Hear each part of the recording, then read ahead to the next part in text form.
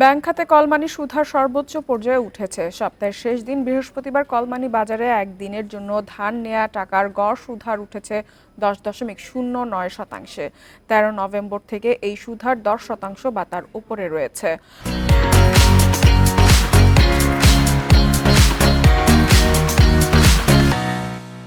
কলমানি বাজারে সুদহার নিয়ে বাংলাদেশ ব্যাংকের পরিসংখ্যান থেকে তথ্য পাওয়া গেছে।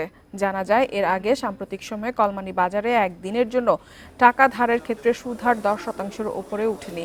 4 দিন ও 7 দিনের জন্য টাকা ধারের ক্ষেত্রে এই সুদহার আরও বেশি। কলমানি হচ্ছে সরকারি বেসরকারি ব্যাংকগুলোর নিজেদের মধ্যে টাকা ধার দেয়া নেয়ার ব্যবস্থা। এই ব্যবস্থায় যেসব ব্যাংকের হাতে নগদ টাকার সংকট থাকে, তারা তাৎক্ষণিক প্রয়োজন মেটাতেও অন্য ব্যাংকের কাছ থেকে টাকা ধার করে, এজন্য সুদ দিতে হয়।